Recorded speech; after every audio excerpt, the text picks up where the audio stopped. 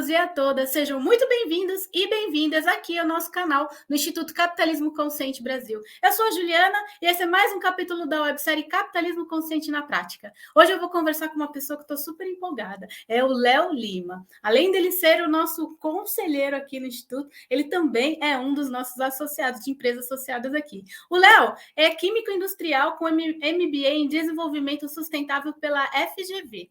O Léo conta com mais de 40 anos de experiência profissional, tendo atuado em empresas de grande porte global, como a Ambev, a Nabisco, a Kraft Foods, a General Mills, a Arcos Dourados, que é o McDonald's América Latina.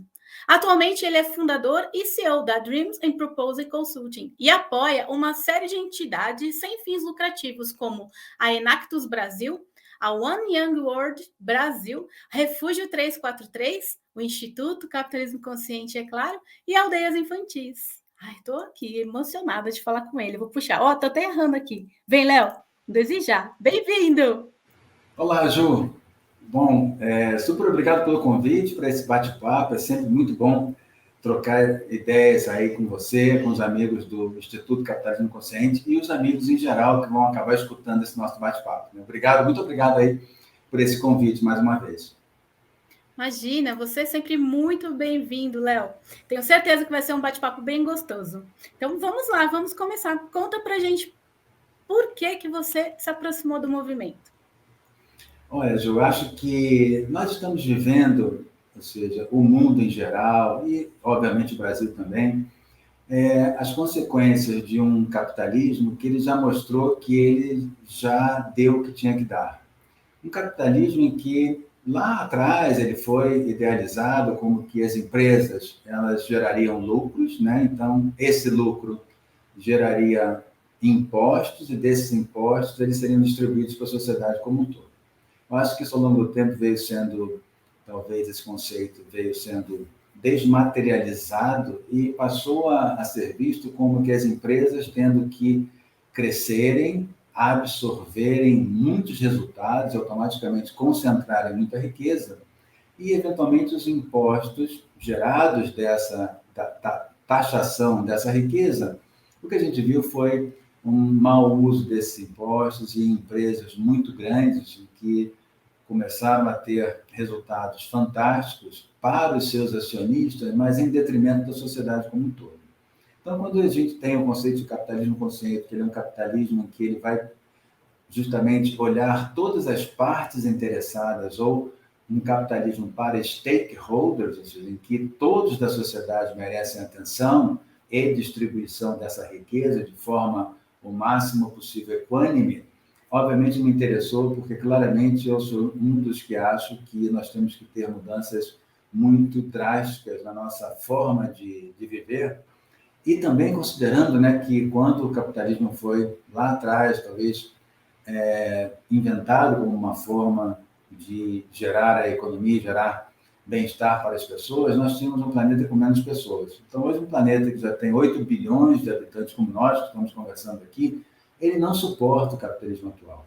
Ele provoca distorções muito importantes na distribuição de renda, na forma de vida, como nós estamos utilizando os recursos do planeta. Então, claramente, eu sou, obviamente, além de conselheiro, sou totalmente, acredito que os pilares do capitalismo consciente podem representar uma mudança muito significativa para melhor na nossa forma de vida e de como a gente gestiona as empresas no mundo atual.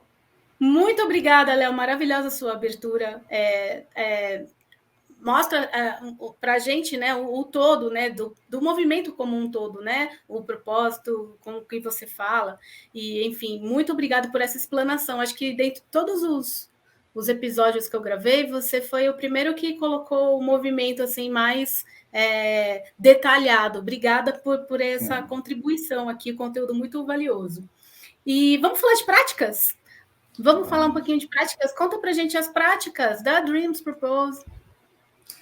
Ju, falar de práticas, né, é sempre complicado, porque, olha, talvez nós todos que estamos nessa agenda de desenvolvimento sustentável, agora esse advento do ESG que vem, eu particularmente nem gosto muito quando me perguntam, Léo, e o ESG?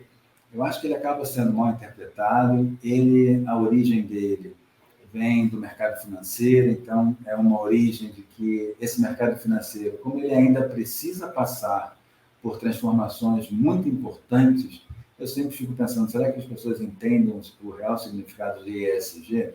Então, para mim, eu gosto mais de tocar na Agenda 2030 da ONU, que é uma agenda muito mais abrangente, é uma agenda que vai falar de fome, vai falar de saúde, vai falar de condições climáticas, que o ESG toca, mas como o ESG está muito focado em uma parte da sociedade, que está focado nos investimentos, nas empresas privadas, a minha grande preocupação é que ele está deixando de fora a iniciativa pública. Né? Então, quando a gente fala de boas práticas, do que nós estamos fazendo, um dos pontos que eu, quando fundei a Dreams and Purpose Consulting, é o meu propósito é o de impactar positivamente a vida de 30 milhões de pessoas, até eu passar para um outro plano espiritual, não sei o que vem pela frente.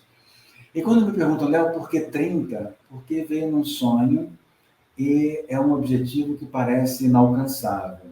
E é um objetivo também que eu jamais vou conseguir sozinho. E eu não acredito em nada que a gente faça sozinho nesse mundo. Eu acredito que a gente vive num mundo tão maravilhoso, e obviamente a gente passa por um mundo hoje muito desafiante, mas esse mundo é muito maravilhoso porque você encontra outros seres humanos que eventualmente têm o mesmo propósito que o seu, e têm um propósito de entender que nós estamos aqui vivendo e que a gente pode usar essa nossa vida que a gente não entende quem nos deu e para onde nós vamos, e que a gente pode usar de várias formas. Né? Tem pessoas que eu não tenho nada contra, que tomam a decisão de usar a sua vida para divertimento, para serem pessoas alegres. E eu decidi usar a minha vida, talvez por influência dos meus pais, sempre em fazer algo em benefício das pessoas que têm menos. Eu venho de família pobre, a minha mãe sempre, nunca teve muito, mas ela sempre dava tudo, o pouco que ela tinha, ela dava. E a gente não entendia. E depois vão se passando os anos e hoje a minha maior preocupação é em olhar as pessoas que não conseguem sentar onde estou sentado hoje. Então, para mim, isso é fundamental. E eu acredito que para a gente atingir esse nível de consciência, nós precisamos educar a sociedade de uma outra forma. Então, quando eu criei a Dreams, ou seja, o meu propósito é impactar positivamente a vida de 30 milhões de pessoas através do aumento da sua consciência. E quando a gente aumenta a nossa consciência para o mundo que a gente vive, o que eu tenho observado já ao longo dos anos, e agora já posso dizer que tenho alguns anos observando isso, é que quando nós aumentamos o nosso nível de consciência, a gente não volta atrás. Então, se desgraçadamente, né, entre aspas, você teve agora consciência de que aquela pessoa que está morando debaixo da ponte ali não é apenas uma paisagem, ele é um ser humano que sofre, que não come, que não tem a mínima condição decente de vida, isso vai passar a te incomodar e você já não vai mais aceitar aquilo.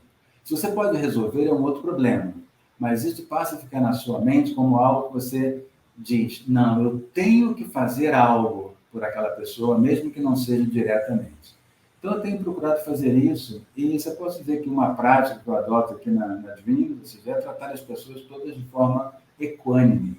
Quem trabalha comigo, ou quem vai trabalhar, ou quem já trabalhou, eu espero que eu esteja certo. Talvez diga assim, não, o Léo sempre vai tratar todos da mesma forma, porque cada ser humano é um ser humano único, cada ser humano tem o seu DNA, veio ou está nesse planeta para fazer alguma coisa, mesmo aqueles que são mais infortunados, que estão passando uma dificuldade muito grande. Então, eu acredito que nós, que já atingimos um certo nível de conforto, não é ético que a gente não olhe para as pessoas que não têm esse conforto. Então, eu me cobro todos os dias e me pergunto, o que você fez hoje para as pessoas que não têm o que você tem?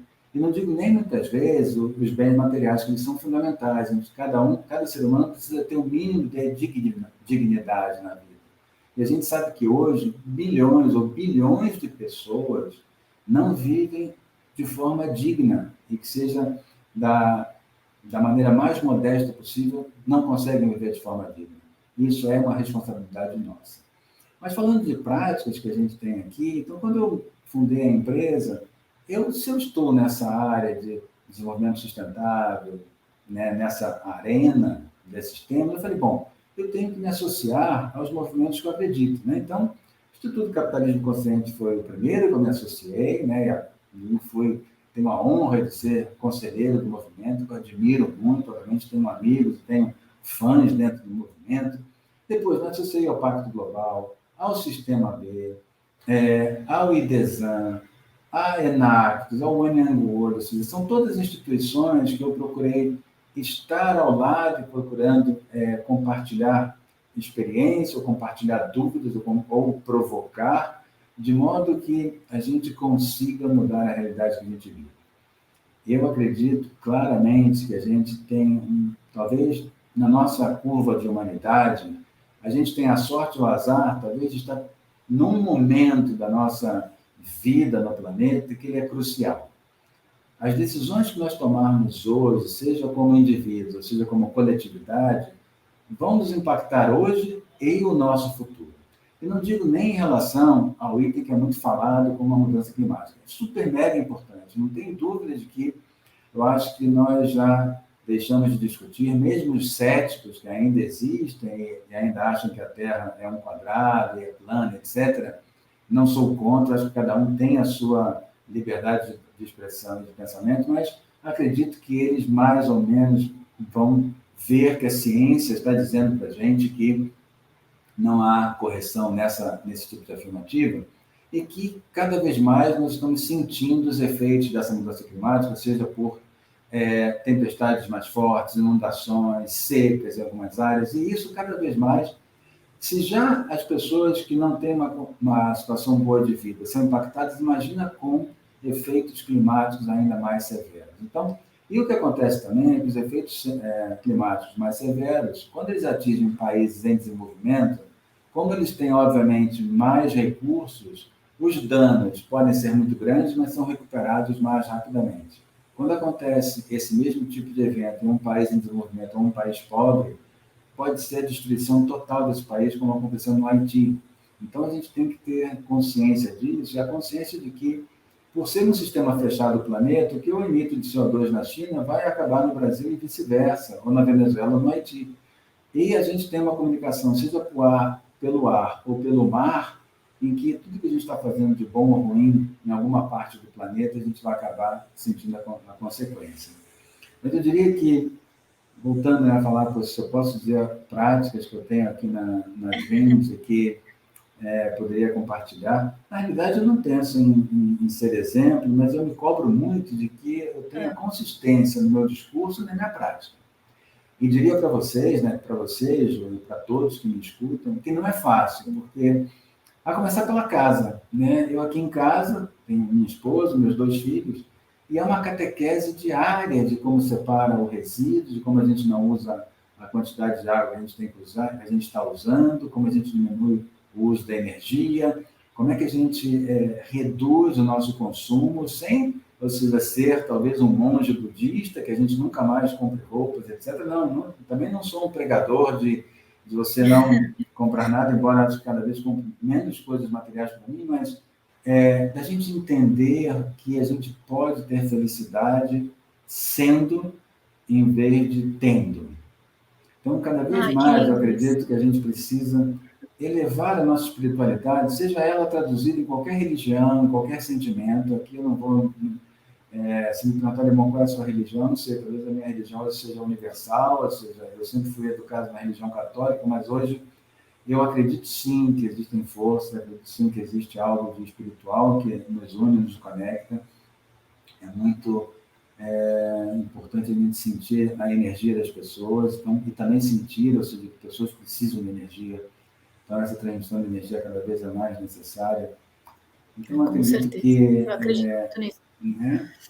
Com nós, certeza, como empresas e como organizações, temos que pensar também em outro ponto que eu sempre penso e falo para todo mundo. Eu só vou crescer se eu merecer crescer. Eu não quero crescer para ter. Eu quero crescer para impactar mais a vida das pessoas, talvez gerar mais oportunidades de pessoas fazerem coisas legais, que nem gerar mais emprego, não. O emprego, não sei se é a palavra correta. Eu gosto de ter pessoas comigo que compartilhem sonhos, propósitos, as minhas loucuras, e que a gente pense em coisas malucas juntos e consiga realizar, e que eu possa estar com pessoas que tenham em que sintam que eu possa colaborar, em que me escutam, por mais eu seja jurássico que eu possa ser, né, e ter nascido, sei lá, Imagina. mas no sentido de que a gente precisa refazer o nosso modo de vida. A gente precisa ressignificar a maneira que a gente está vivendo, no sentido de distribuir a riqueza. Hoje a gente tem uma concentração de riqueza totalmente absurda. As pessoas que concentram toda a riqueza jamais vão usar essa riqueza que concentraram, mas ela fica concentrada em detrimento de outras que não têm o mínimo necessário para ter uma vida digna. Então, isso não é lógico, isso não é racional. Então, eu acredito que cada vez mais a gente tem que usar a educação, mas é uma educação diferenciada que eu prego também, o que eu procuro ter aqui na Advent, né? Não é aquela educação, é muito necessária a educação de geografia, história, matemática, física, português, as matérias clássicas que a gente sempre estudou. A base, né? Hoje, a base, né? Mas acho que hoje o que está faltando para nós é a educação sobre como viver nesse mundo que a gente está vivendo. A gente precisa ter uma outra educação, uma educação holística, uma educação que a gente entenda que o que nós fazemos impacta a vida dos outros, nós somos impactados também pelas nossas próprias ações. Quando nós jogamos algo que está bom fora, tem alguém que nunca comeu aquela comida, ou que nunca teve chance de comer, que não comeu aquele alimento. Então, como é que a gente pode, eventualmente, ter desperdício de alimentos na quantidade que nós temos no mundo, e isso não indignar-nos, né? Mas, olha, uma boa prática que eu adotei também é a seguinte, que eu aprendi também ao longo da minha carreira. Que muitas vezes você tem uma situação que você não gosta, que você, mas aquilo eu tenho que melhorar, aquilo vai te incomodando, mas você vai sempre encontrando um subterfúgio, uma desculpa para não fazer. E eu aprendi que hoje, na situação que nós chegamos no mundo, nós precisamos estar indignados com a situação que a gente vive. É dar um basta. Então, assim, se você tem algo, você chegou ao seu limite, você diz, não, basta, eu não admito mais isso, esse é o ponto em que aí a gente começa, talvez, a ser um humano útil para o planeta. Tá? Porque eu também acho que outro ponto que nós acabamos nos acostumando muito é pensar assim, eu tenho uma cratera na estrada, como eu passei outro dia voltando do Rio pela Dutra, né? Tinham várias crateras na estrada, e é uma estrada pedagiada. Eu, talvez, algum tempo atrás, eu passasse por ali e ia falar, nossa, mas que absurdo isso, como é que pode ter esses buracos? Eu, hoje em dia, não, o que eu já fiz? Fiz um post no LinkedIn no Instagram, com fotos da estrada, e mandei uma reclamação para a CCR, e fui respondido nos dois.